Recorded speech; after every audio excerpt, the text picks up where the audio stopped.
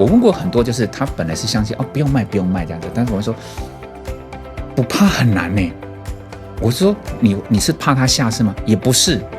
你怕他会变壁纸吗？那更不会。那你怕什么？他就说钱变少了，资产缩水了。那这个所以我说这个代表过程，你好像变成投资不是一件愉快的事情，你只是在期待可能是10年后、20年后的那种美丽。所以我为什么会比较鼓励大家去多做学习，了解到一个选股的一个方式，还有一个择时的一个方式的概念。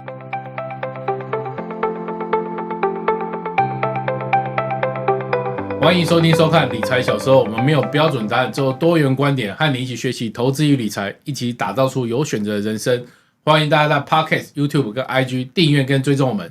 大家好，我们今天来宾是这本书《操作惯性股》，我38岁就财务自由的王仲林王老师。我有一个想法，就是我开始定期定额以后，我觉得很安心。可是也有一个疑惑，就是说我这样就够了吗？我是不是有一些趋势，像现在 AI 很红，我是不是应该了解去买一些个股？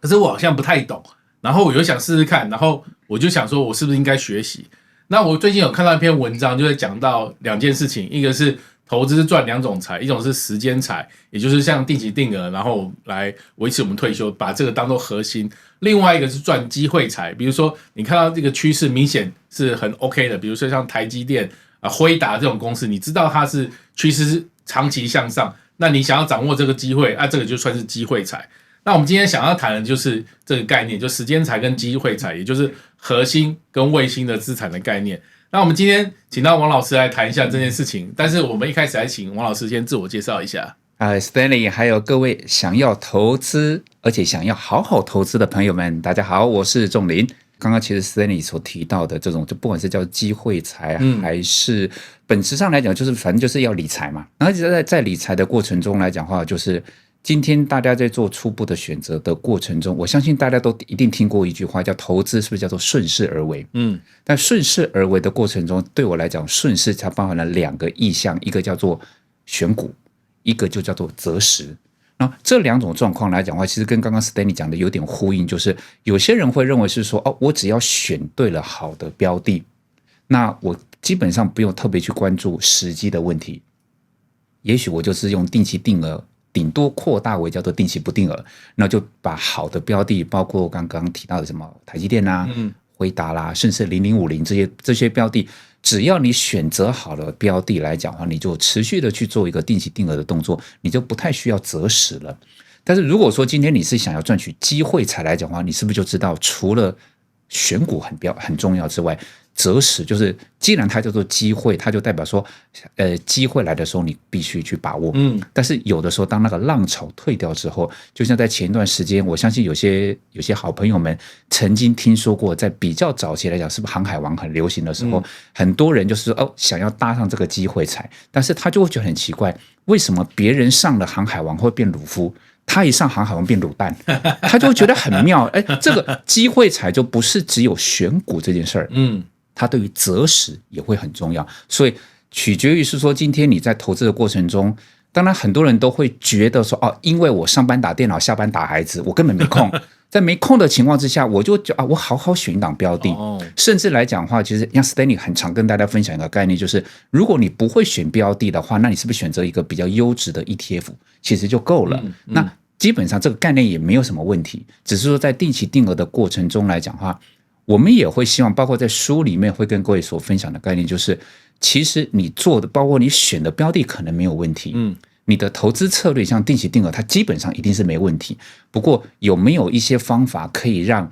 你的投资绩效可以再把它扩大一点点？这个是我们希望跟大家分享的观念，不一定是好像你的标的选的不对，也不是你的策略不是很好，有的时候我们是把它当成是一种锦上添花的工具跟方式。了解。那有没有可能，比如说因为我们节目很多听众跟观众就是定期定额0050，然后他也常常留言问我们问题，就是然后呢，因为市面上你看新闻就常常会充斥着各种语言对，然后各种推荐个股，然后各种想法川普又讲了什么，又做什么，然后投资建议又是什么，所以我在想，就是说我们在思考机会财的时候，会不会其实会没赚到这个钱，反而还是损失了然后这种东西会不会让就是想尝试的人害怕？有什么建议吗？就以刚刚 Stanley 所提到的0050的投资朋友来讲的话，当他们有譬如听到的市场上一堆讯息，不外乎就是说，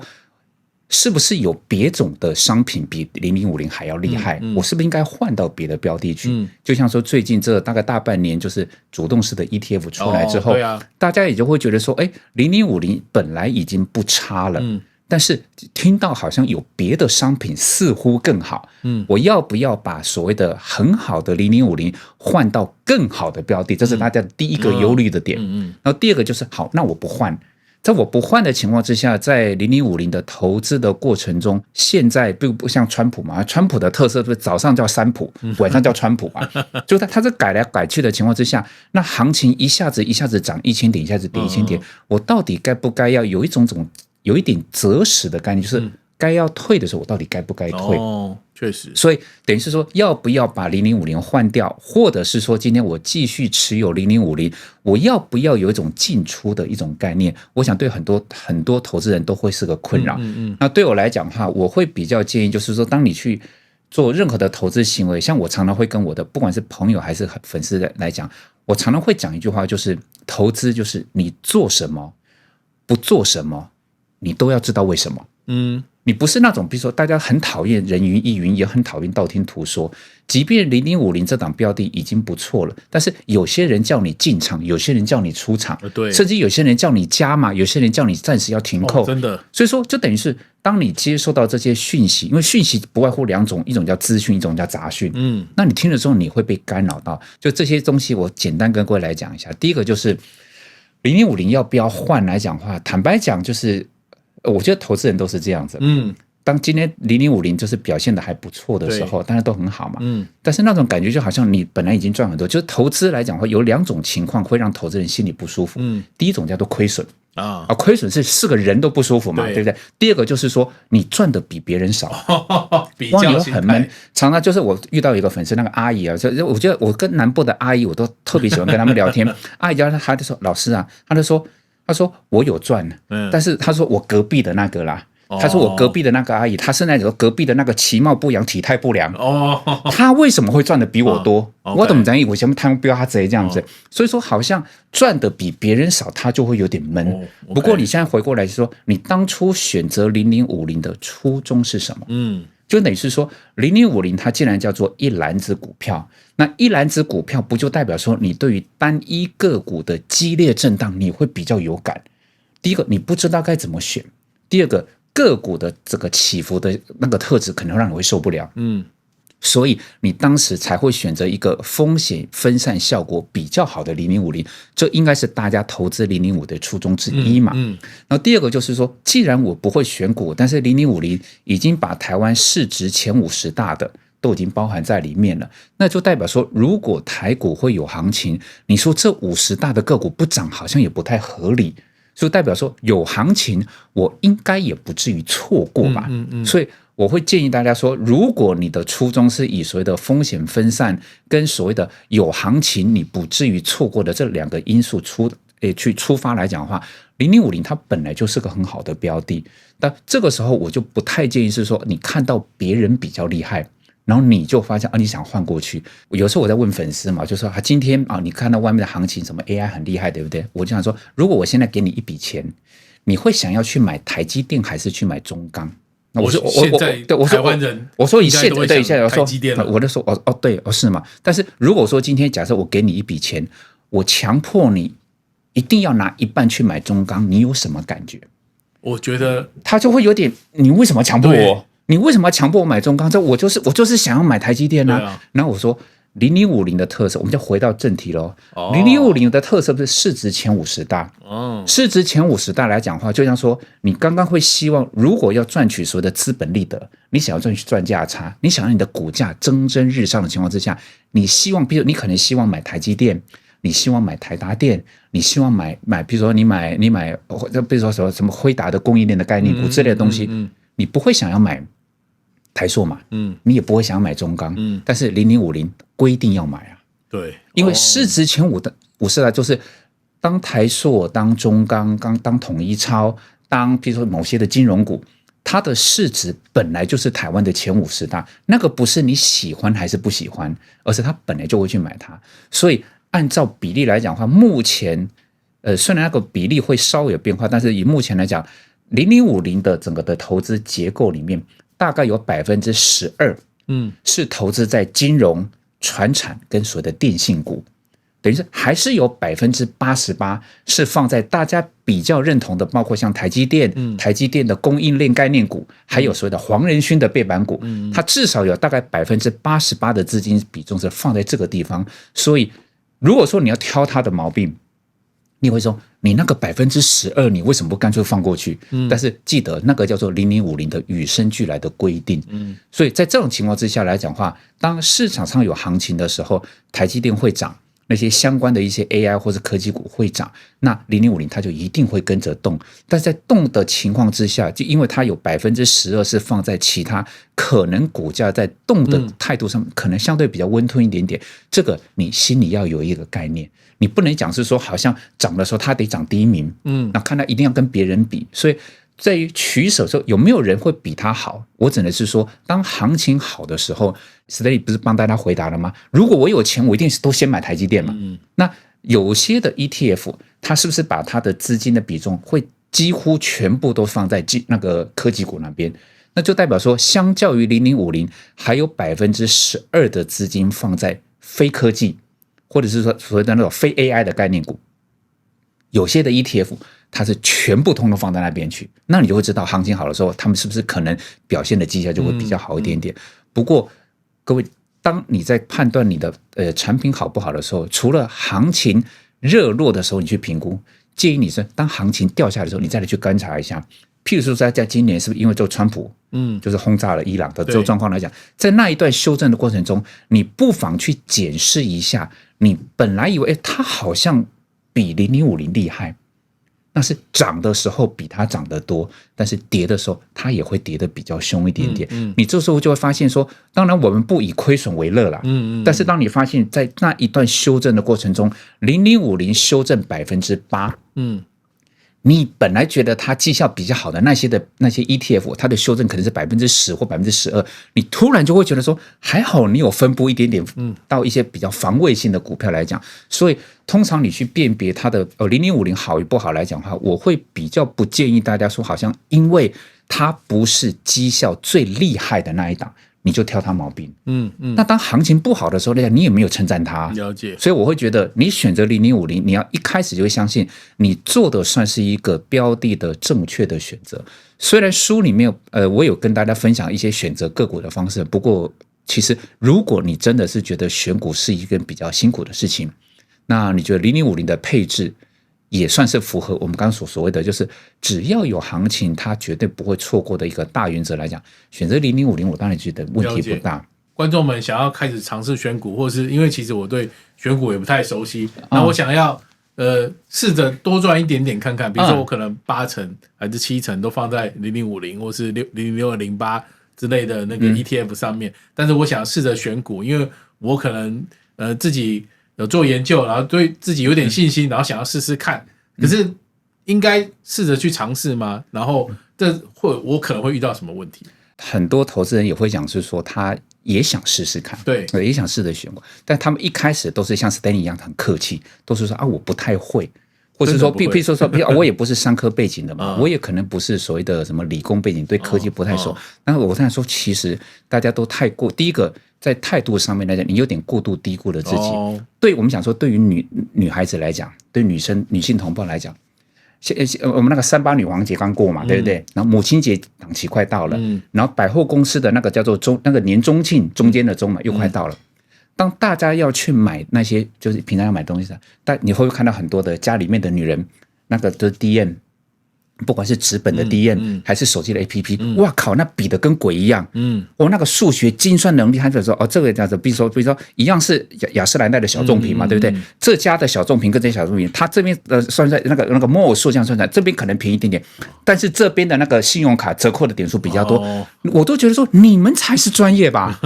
在所谓的研究分析来讲的话，我看到很多的那种，尤其他一直是说啊，我数学不好啦，我那边说他算的是精准啊，我说你都不用计算机吗？他说这看得出啊，我说你看到，你是能咋看出来的？所以我第一个，当大家在对于你有兴趣的商品，你会愿意去做研究，代表说其实你知道你不是缺能力，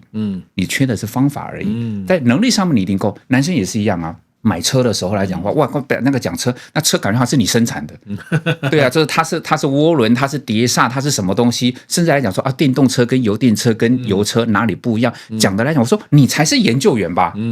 我说我都还没研究到这么细来讲，我说特斯拉来讲，你应该是摩斯拉吧？你怎么会这么懂？所以我会觉得，其实大家一开始不要过度的先入为主，假设说我一定不会。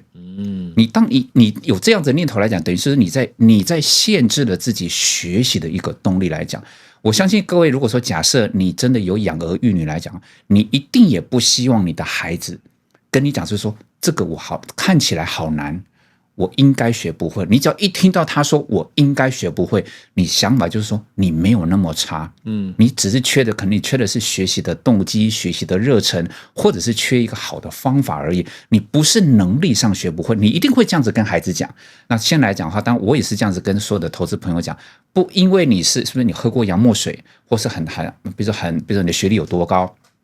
而是你的意愿就是你可以去做一个学习，然后再来就是说我应该学哪个面向，那当然就是取舍。像我书里面介绍的是，我个人认为会比较简单的方式，就是报章媒体上面他会分享很多的好的讯息，但这些好的讯息终究会呈现在我们讲说所谓的成绩单。对，回到刚刚我们在讲说，我们在看小孩来讲的话，会今天假设有一个孩子，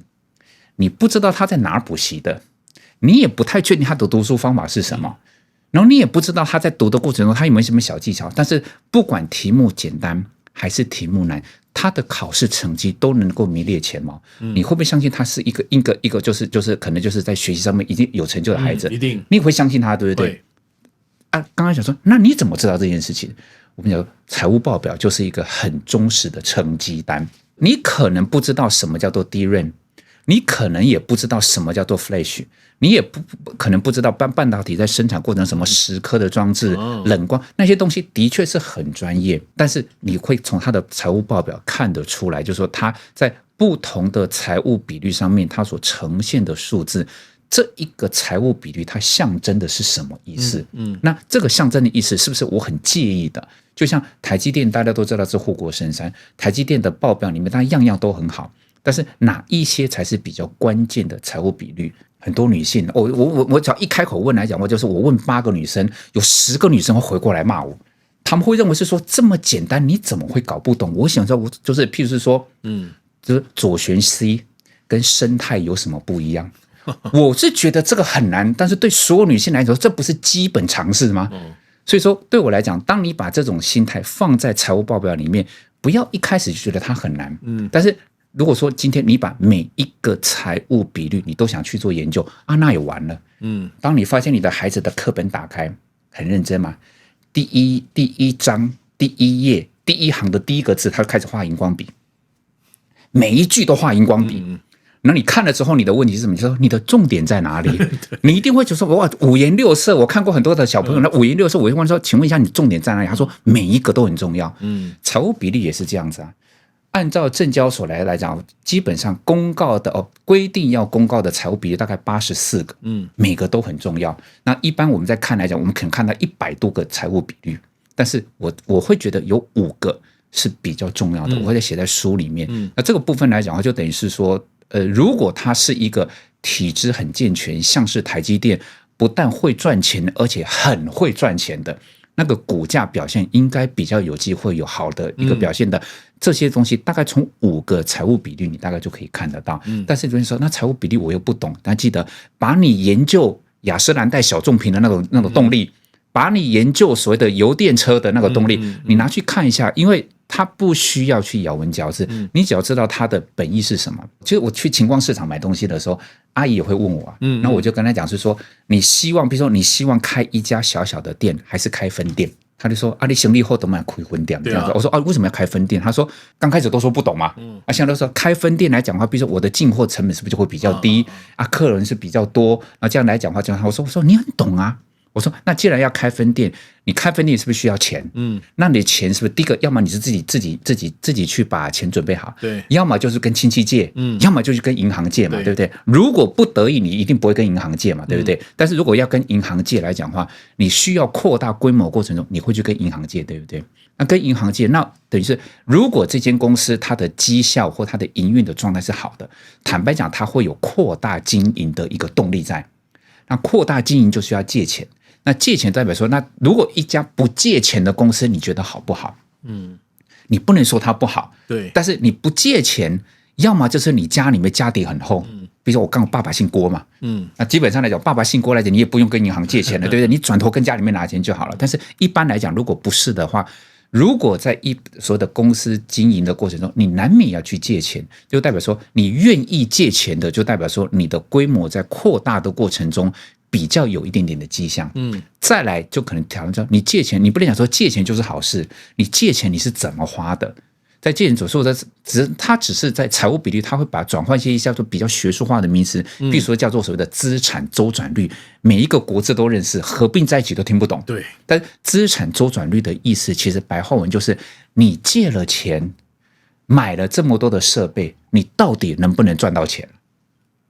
你到底能不能赚到钱？就等于是你买的，比如你去买二手的冷冻柜也行。你买全新的冷冻柜也行，但是重点就是你不管是买哪一种的设备，能不能够让你就是借1块可以赚2块钱。所以说其实财务比率就是从各个不同的数字就是拿来组合之后，让你知道说这家公司第一个他愿意借钱，然后第二个他借了钱是有效率的。在有效率的情况之下，那在有效率来讲，但是你生意来讲，你做了很多，会不会就是做得很辛苦，只赚个工钱？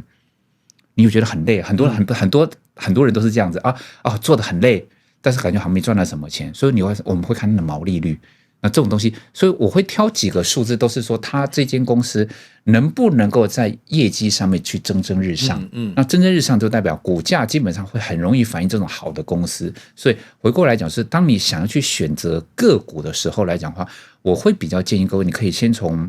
类似台积电，像我的书里面都说的类似台积电的意思，就是台积电的好，就是因为它的业绩好、体质好、未来的前景好。台股还有1800多档个股，一定也会有很多的标的跟它很神似，不见得也是在半导体族群，但是它也有类似的表现。一般来讲，我们讲说在考试比较重要的科目叫国英数社自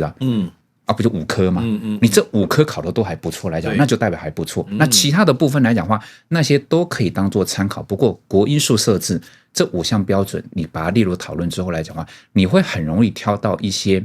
体质很好的标的了。我觉得老师就是比喻的很精准诶，其实就是一个学生好不好，就是跟我们选股票，一选股票就看他考试成绩嘛。那重点科目就是什么？然后就是像那些财务比例，就书中有提到，那这5科你考得很好，那代表你就是一个有学习方法，然后或者是一些学习技巧的好学生，那就是有潜力的。对，就很多人就是说，因为刚刚有提到过嘛，台股有1800多档个股，你说即便你是专业或者是专职的投资人，你说这1800多档个股，你每一档都很熟吗？包括它的祖宗8代，包括它的生产的设备，包括它在哪里盖厂。你说，即便是我们也有很多档标的，我根本都不太认识它。就像刚刚所提到的，我不知道你是干嘛的，我也不知道你在哪补习。你成绩怎么这么好？就是比如说那个什么，就是 COVID-19 来的时候，你还是这么好。然后那个川普来轰了之后，你也那么好，好像不管发生什么事情，你的成绩怎么都这么好。那我就说，那我管你去哪里补习，我就知道说你是个好学生，好学生来讲的话，那只要有机会，那我就投资，你的那种概念就会出来了。了解，老师你在书上里面还有讲了一个叫市政的概念，然后我念一下，就是什么？如果我们在考虑要进场的时候，那个选个股的时候，可能要价格要值得，价格很难得，低档要取得，高档要舍得。那我这4个我看了以后，我觉得这个真的做得到吗？然后觉得这做得到应该就是股神了嘛？这是有可能做得到的事情吗？他可以做得到。OK， 不过在做得到的前提之下来讲，我还是要提醒大家，就是当大家我们讲说在进出的过程中，你只要告诉自己说，我不会进场在最低点，我也不会刚好出场在最高点。那就代表是说你拿到比较适合的那一段，这一段就叫做你该取得的时候该取得，该舍得是舍得。你有这样概念，代表你会在做投资决策的时候，你会比较容易做得出来。有些人在投资决策等于是卖掉怕涨嘛，对呀，不卖怕跌，我们卖在一个合理的价位其实就可以了。这种概念来讲也是一样，跟我们在逛夜市来讲，我很喜欢用这种生活化的东西。你去逛夜市来讲的话，你很喜欢吃臭豆腐，你在走那边来讲，你闻到一摊臭豆腐已经很好吃了，然后如果今天有人跟你说夜市还这么长，搞不好后面还有一家，你会不会再等一等？有可能，然后就后来再走，再后面这一家，好像比上一家还好，但是后面还那么长，对，要不要再等一等？有些人有些人就会，有些人是不是开始假设后面应该会有更好的？对，那就走到底来讲的话，后面没卖了，后面没卖的，但是问题是还要再走回来，再就是算了，先随便吃一点点，就变成是随便吃了。所以就等于说，今天当一个适当的时机出来的时候，我们通常都相信那个叫做市场传递的一个讯息，叫做适当的时机。你就应该都下车，甚至就像停车来讲，停车可能对很多男生可能概念更清楚。你知道现在连续加的车位都很难停嘛？你进去来讲，你一进去来，它有 A、B、C、D， 它高速公路的休息站不是有 A、B、C、D 嘛？对不对？你看到 A 那边已经有很多的停车位，你会不会去停？连续假日，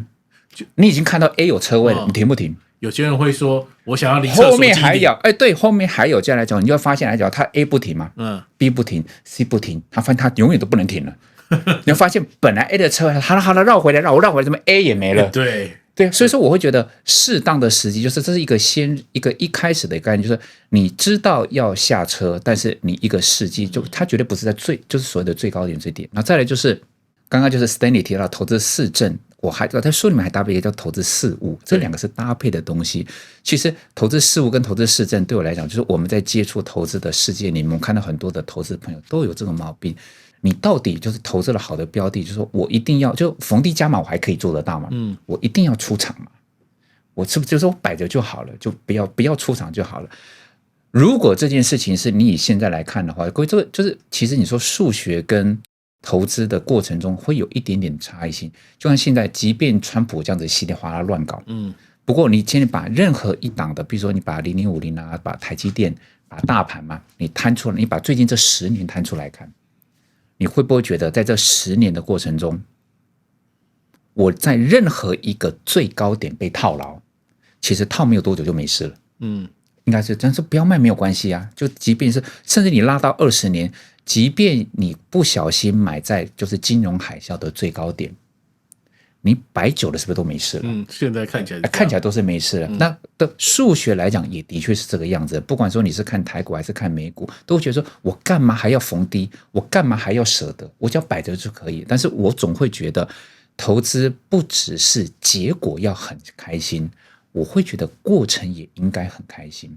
那这个时候来讲，就是大家如果还在思考，就是钟林在讲的什么意思，那换我来问一个问题，大家来思考一下。前一段时间，美国轰炸伊朗，全球股市动荡，你怕什么？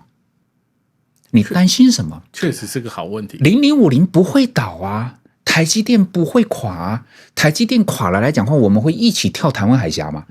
绝对就是大家明明知道这件事情，但是你要问自己说，你既然觉得好像我任何的这些，我们讲说好的标的，不要讲任何嘛，好的标的。我只要摆着，即便我现在感觉好像我买在很高的位置，像目前台积电的最高点是2025块钱，我即便现在买在2025块，我总有一天会涨上去嘛。即便现在是下跌，如果你的心里面认为是这个样子，你怕什么？你要问问自己，你怕什么？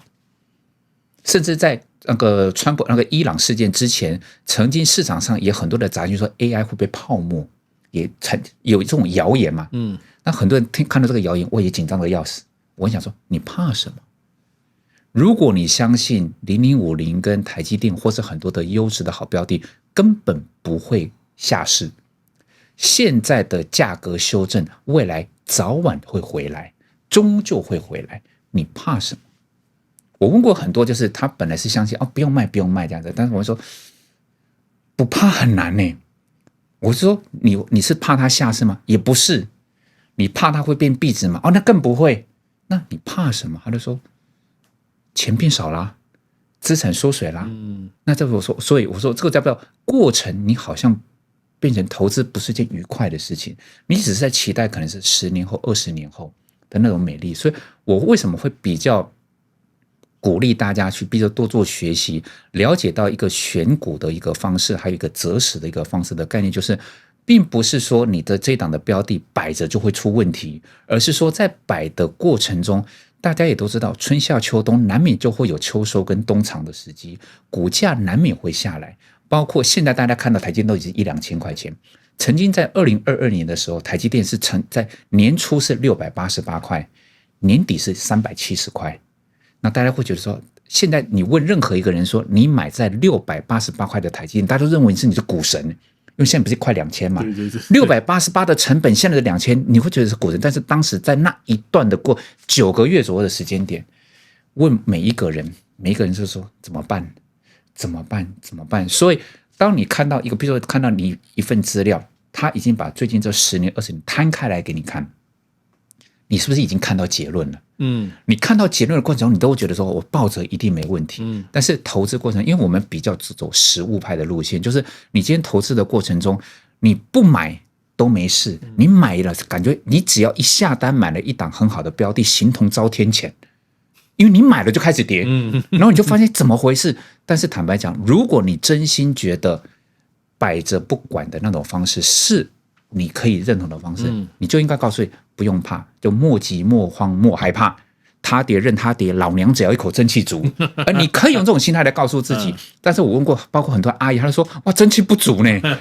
我懂呢。她说就是发现在前段时间不是买黄金，但很夯了，对不对？她买就是我看有一个人。一个也是，其实我跟很多阿姨都很熟，我很喜欢跟阿姨聊天。说他们有的时候都叫他翁我姓王，他翁别安诺，我就说相片别安诺，他就说黄金啊那都干呢，我就说怕什么？你都一点背，他说我也背啊，不过心情不好呢。我说为什么心情不好？他说他那时候买的时候每盎司是5500，然后他买的时候实在4800，然后我就说这不是逢低买进吗？他就说但是我5500买，现在亏好多呢。那我就说你为什么要害怕？所以对我来讲，再好的标的，当它的价格在一个大幅的滑落的过程中，我认为是个人都会害怕。大概只有某些非凡人，譬如是说郭董，譬如是巴菲特，他真心不怕这件事情，他还可以越跌越加嘛。但是对于一般小老百姓如你如我，我们会真的会担心害怕这件事情。所以为什么我从开始进入到金融圈，进入到操盘室，我们所学习的方式就是叫做见好就收。低档的布局是很合理的，但是见好就收不是因为我看坏它，这一点一定要跟大家讲清楚。我们之所以会出场，不是因为我们看坏它，就我从来没有看坏过台积电，我也从来没有看坏过0050，但是必须要出场，我们只是希望把账面上面所看到的纸上富贵落实为真金白银。我觉得这个感觉超级愉悦。我只是喜欢这投资的过程，而不是今天报上报下来讲。就比如说我曾经赚2倍，所以我问过有一个也是个阿姨这样子。对啊，其实我最爱问阿姨，因为阿姨都很坦白。问阿伯，阿伯还不会讲，那阿姨都超坦白了。就是比如说他的台积电，不是他买在600块。然后后来呢是有一阵子台积电就跌到，比如说跌到1800的时候，然后我就是说你赚3倍呢，他就说赚3倍你心情很好吗？他说不好。我说你赚3倍心情还不好？他就说曾经赚4倍呢。我说曾经赚4倍被你曾经赚3倍，你也不爽。他就说如果当时就听你的在那个时候我先见好就收，先落袋为安。其实我觉得中文那成语我都觉得一直在告诉我们，什么叫急流勇退，什么叫做见好就收，怎么落袋为安，都是叫做顺应时势的，叫做行情总会有春夏秋冬的一个概念。刚刚我们有提到过，就是不是因为看坏它，而是知道市场它会反映很多的面向。就这样，就是说今天在整个行情在下跌过程中，你说辉达的基本面有没有问题？没有啊。那股价为什么会跌？那是不是才叫做真实的市场？所以我们才会相信说，再怎么看好这些标的或者是 ETF，我都会希望说大家去思考一点说，如果你愿意见好就收，先把你的纸上富贵变成真金白银，然后在一个合理的低档你再去做买进的动作，其实过程中你会比较愉悦一点。王老师刚刚举的那些比喻真的是很有感觉，我曾经赚4倍，哎呀，现在赚3倍还不够的感觉。哦，对啊，我想是说，我天哪，我说这样，我说你千万不要出去外面跟人家讲，你讲人家会打你，因为人家亏损的人哭是应该的。说你到底在炫耀什么？对，他会觉得你在炫，但是他们其实真心觉得是说我好像本来可以很厉害，就等于是说，我说哦，你本来在地保嘛，现在变吉德堡，我也相信，即便买在2025块的台积电，未来还是会，我相信这件事情，但是那并不代表我是不是一定要一直抱着不去做动作。了解。那最后想听观众跟听众请教一个问题，就是说他原本是长期赚时间财的，开始要尝试一点机会财，你建议他第一步应该做什么？最重要的第一步就是不要一听到就冲进去。甚至说今天不管说今天就是大家就是赏脸会买我的书来看看，或者是说在坊间是不是有很多的一些专家达人都会分享很多的方法，我都相信它可能会是个好方法。但是我建议大家，你的第一动就是你先记录跟模拟。也就是说，今天你听到了一个方法，你觉得他的方法好像还不错，因为还蛮简单的，我不需要去买软体，我也不需要去花钱去买什么资料库。我看到比如说我的看盘的就是一般的免钱的看盘软体上面就有一些的，不管是技术指标啦或是某些东西可以看，你觉得方法还不错，你就先比如说先用那个你所看到的那个方法，它有可能讲的某一档的标的，某一个还不错的时机，你先记下来。记下来就是说如果我的解读没错的话，这个时间点应该要买这一档标的，你先记下来。记下来之后来讲，那再来就是看后面的发展。后面的发展说，真的呢，真的好像是对的。比如说今天，比如说就像就在仲尼书上所写的说，它出现这个状况，虽然我也不知道这家公司在干什么东西的，看起来还不错，那你就记录一下。记录一下之后，当之后到出场的时候，你再做一个，你也记录一下，就你做了一次模拟的动作。当你这个动作来讲，你做了几次之后，你会不会比较像这个方法？第一个，你大概学得来，然后第二个，它好像还真的蛮好用的。在这种情况之下来讲，你就会比较容易找到适合你的方法。有些人会习惯用筹码面，有些人会喜欢用技术面，也有些人会用所谓的基本面。你都可以在坊间看到，或者是听到，甚至是学到很多的方法。你不用一开始就好听，很大部分的是什么？听到方法，隔天就直接下单。下单之后来讲的话，就一下单来讲，就刚刚又遭天谴，然后就开始骂。我想说，其实你可以不用那么急，因为投资这条路来讲，说实在的，还有数十年之久。你现在花一点点时间去把你有兴趣的方法做一些简单的评估，就像说大家去走，不管说年货大街什么，在某些地方你会不会试吃？你一定会试吃，你不会在那边看到包装很精美，然后那个店员喊得很大力，你一下子买8包，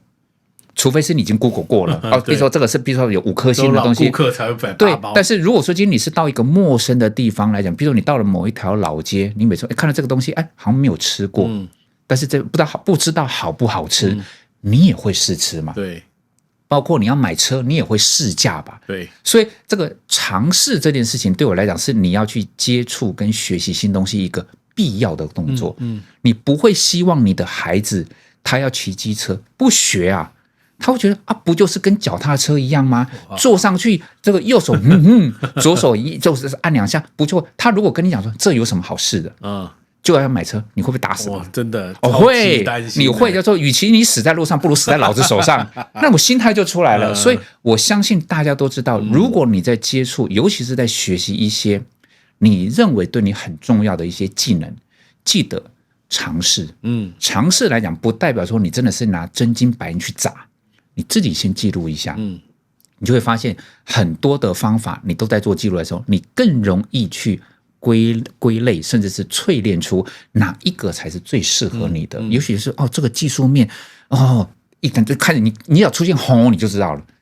你对它没兴趣。你就说这个他这样子来讲，就代表说好像我不需要研究这一档公司的基本面什么财务报表，这个跟我的个性不符合，就等于说我买这罐东西，你叫我不看它的成分，只看人家的那个好评3颗星，然后我就说哦，这可能跟我的个性不一样。只要你愿意做这种了解、学习跟测试，你一定可以找得到适合你的方法。今天很谢谢汪老师，你举的那个生活例子，真的让人家豁然开朗啊！真的就是这样我平常生活就这样做，那为什么投资不这样做？我是这么觉得，真的非常的浅显易懂，而且就马上打通任督二脉的感觉。今天真的很谢谢王老师来节目跟我们分享这么多，谢谢 Stanley， 谢谢各位，谢谢。